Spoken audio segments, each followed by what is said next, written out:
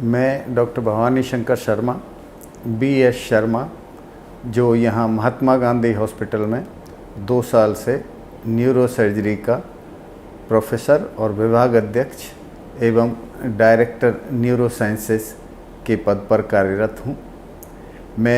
मेरी शुरू की बेसिक एजुकेशन राजस्थान में ले करके फिर मैं PGI चंडीगढ़ में आगे न्यूरो सर्जरी की ट्रेनिंग के लिए गया और वहाँ से फिर इंग्लैंड 2 साल माइक्रो सर्जरी, जो ब्रेन के जो कॉम्प्लेक्स ऑपरेशंस जो माइक्रोस्कोप द्वारा किए जाते हैं, उसकी ट्रेनिंग के लिए गया। और उसके बाद मैं वहाँ PGI चंडीगढ़ में ही 17 साल फैकल्टी की तरह काम किया और उसके बाद मैं 2000 में एम्स न्यू दिल्ली में प्रोफेसर बनकर आया और पिछले 7 साल मैंने प्रोफेसर और विभाग अध्यक्ष का काम किया एम्स न्यू दिल्ली में। और पिछले 2 सालों से मैं वॉलंटरी रिटायरमेंट लेके अपनी स्टेट में राजस्थान में आ गया हूँ और अब मैं यहाँ न्यूरो सर्जरी की सेवाएं महात्मा गांधी हॉस्पिटल में दे रहा हूँ। मैंने कई तरह की कई देशों में ट्रेनिंग ली है, जैसे एंडोस्कोपी की ट्रेनिंग मैंने जर्मनी और जापान में ली है और जो और कॉम्प्लेक्स ऑपरेशंस के लिए भी मैं अमेरिका और इंग्लैंड वापस गया था। इस सब की ट्रेनिंग के बाद अब किसी भी ब्रेन की ऑपरेशंस को, इवन जटिल ऑपरेशंस को अच्छी तरह से अच्छे रिजल्ट जो कि एक अंतर्राष्ट्रीय स्तर के हैं, ये हम प्रदान कर सकते हैं।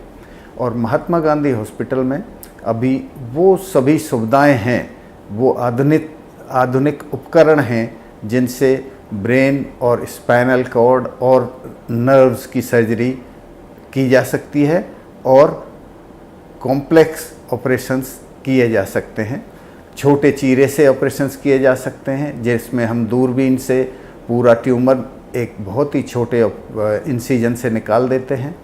इसी तरह और भी जो भी ट्यूमर हो या ब्लड का रिसाव हो या खून की गांठ हो भरी हुई, एन्यूरिज्म जिसको कहते हैं, और या स्पाइनल कॉर्ड में ट्यूमर हो या और जो भी बीमारियां होती हैं, उन सब का भली भांति इलाज यहाँ महात्मा गांधी में किया जा रहा है।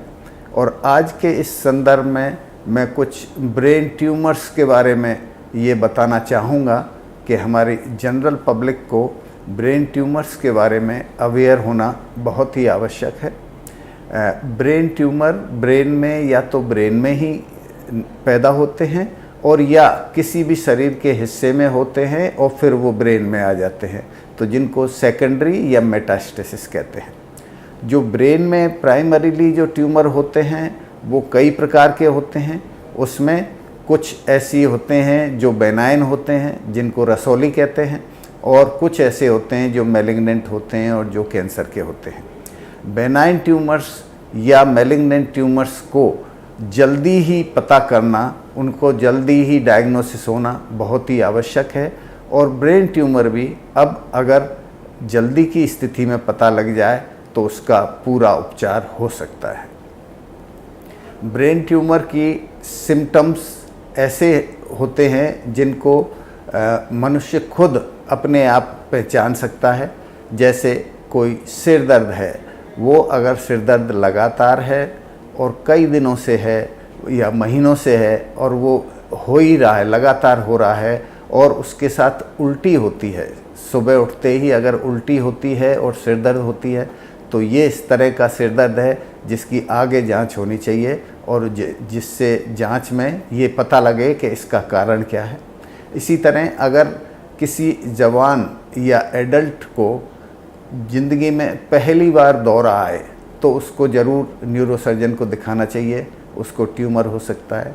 किसी की पर्सनैलिटी में अगर कोई चेंज है, जैसे पहले डिफरेंट पर्सनैलिटी थी और अब पर्सनैलिटी चेंज हो गई है, उसको भी डॉक्टर को दिखाना चाहिए।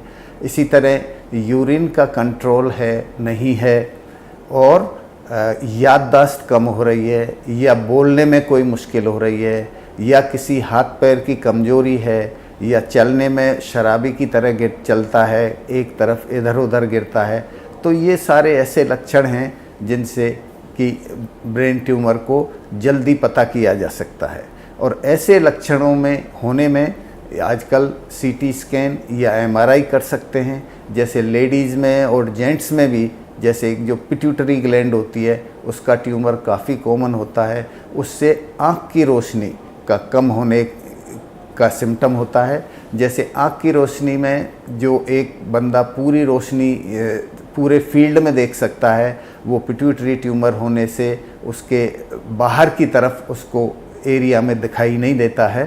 तो इस तरह के सिम्टम से अगर कोई रोशनी में कमी है तो ये पिट्यूटरी ट्यूमर की वजह से भी हो सकता है। तो इन सब ब्रेन ट्यूमर्स को डायग्नोस करने के लिए आजकल सीटी स्कैन और एमआरआई कर लेना चाहिए। और जब ये अगर जल्दी स्टेज पे पता चल जाता है तो इनको हम पूरा निकाल सकते हैं और फिर मरीज अपनी नॉर्मल लाइफ व्यतीत कर सकता है। जो ट्यूमर्स कैंसर के होते हैं, मैलिग्नेंट होते हैं, उनमें आगे भी इलाज चलता है। और कई बेनाइन ट्यूमर भी जो बहुत ही डिफ़िकल्ट यानी मुश्किल जगह पे होते हैं, सपोज उनको पूरा नहीं निकाला जा सकता है, तो उसके लिए भी आगे ट्रीटमेंट होता है जिसको कि वहीं कंट्रोल किया जा सकता है। और जो कैंसर के ट्यूमर होते हैं उनके लिए आगे रेडियोथेरेपी दी जाती है, कुछ कीमोथेरेपी भी जो कैप्सूलों के रूप में दी जाती है वो दे करके इनको कंट्रोल किया जा सकता है।